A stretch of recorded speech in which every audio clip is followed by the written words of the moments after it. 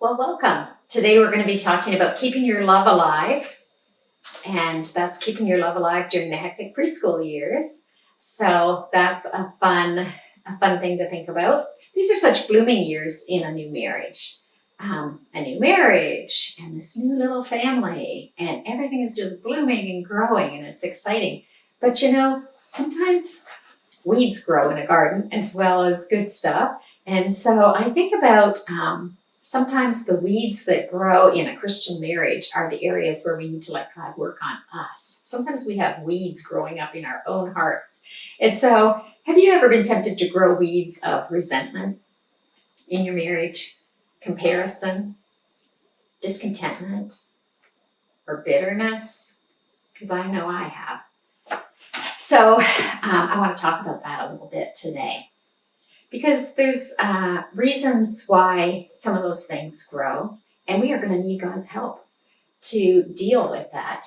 And when I think of our husbands and some of the things that affect our hearts relative to them, I think about accepting my husband, admiring my husband, and appreciating my husband. If I am comparing my husband to my dad, if I'm resentful of my husband, or discontented with how he's providing or how he's wired or who he is, and if I'm growing a root of bitterness in my heart about my husband, then it can be really hard to accept, admire, and appreciate this guy that I'm married to. So we do have agency in this stuff, and the wise woman builds her house. Mentors are awesome people because they can pray with us. And when we are tempted to think that our husband should provide all our needs and we're disappointed that they're not, a wise mentor can say, honey, only God should provide all your needs. Don't look to your husband to provide what only God can provide and should provide in your life. And they can sort of get us back on the right track when we're wobbling into gray areas, right? So let me just encourage you to find a mentor. It can be a peer mentor. It could be an older woman who's kind of been there, done that, and has a long view of what it looks like to learn and grow and keep leaning into grace and forgiveness and trusting God through many years of a marriage. That can be a really valuable person in your life. So let's go right to asking God to help us accept our husband. And I think a lot of that is just understanding what I mentioned earlier, that only God can meet all my needs. Only God. Admiring my husband. Can I be a giver here? I often want my husband to admire me, and I want him to go first. Lord, help me to go first. What does that look like for you? How could you highlight one of your husband's strengths this week? Think about his strengths. Write some of them down. Maybe write down 5 or 6, and then you've got a 6-week supply. You're like, okay, for the next 6 weeks, I'm going to highlight one of these strengths, one per week. And I'm going to brag a little about him.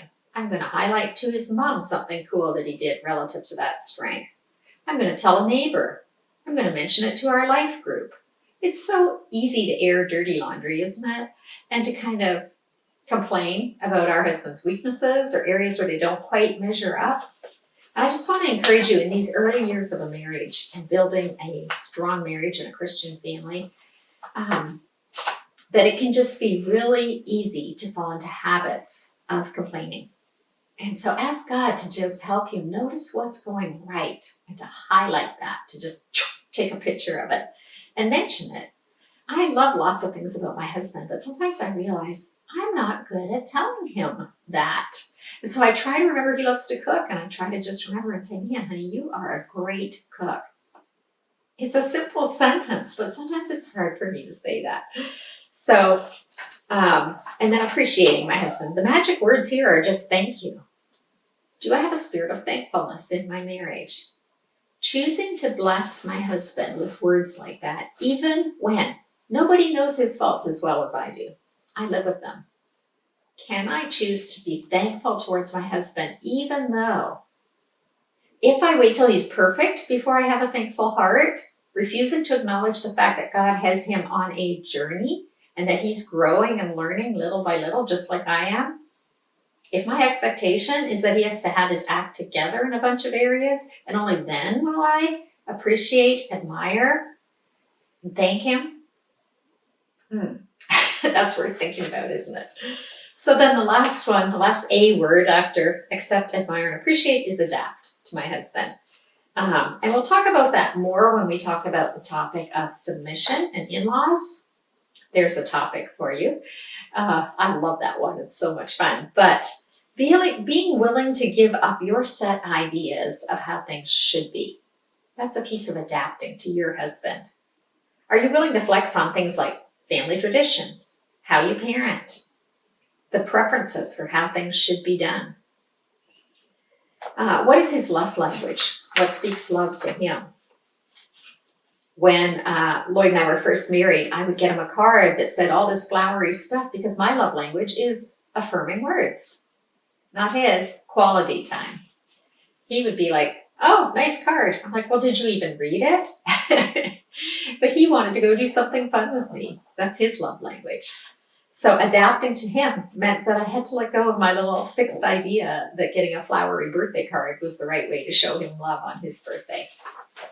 And I wanted to just tell a story about sex because keeping love alive during the hectic preschool years.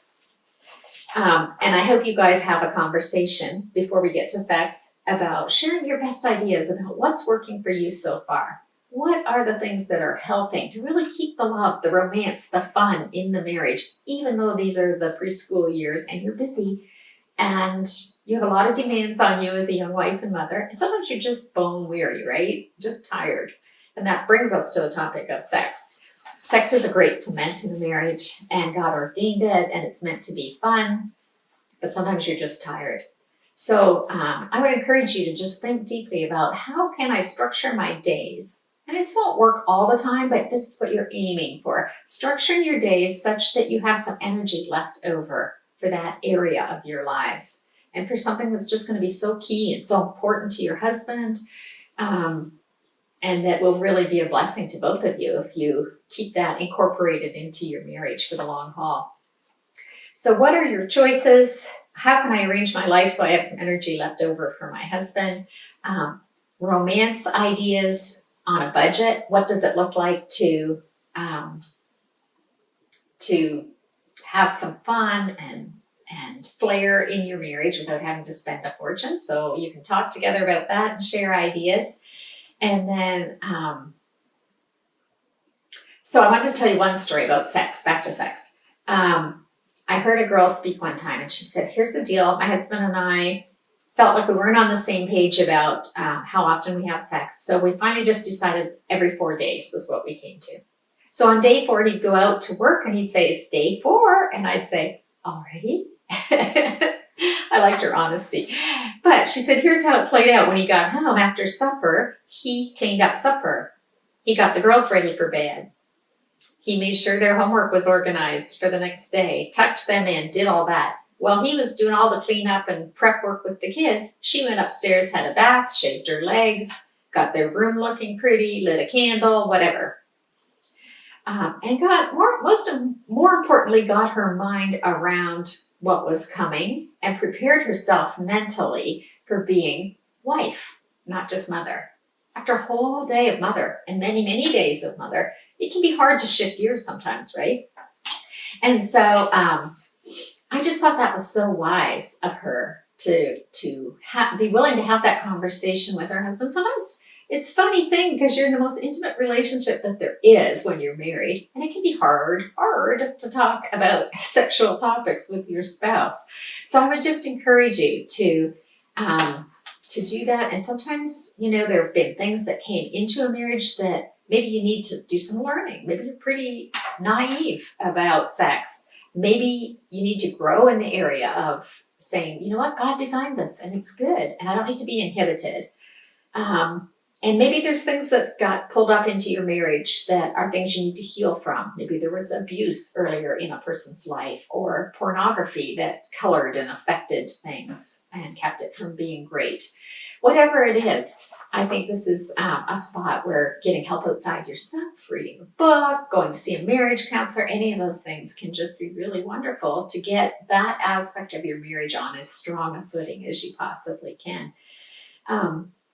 So I think that's just a really awesome thing to think about with this topic. And so many moms I know, they love getting their kids' playroom organized, and it's just a thing of beauty. And so I was thinking, what would it look like to go to Hobby Lobby and buy a little sign, those cool signs they have, called one that just says playroom, and you put it up over the door of your bedroom on the inside.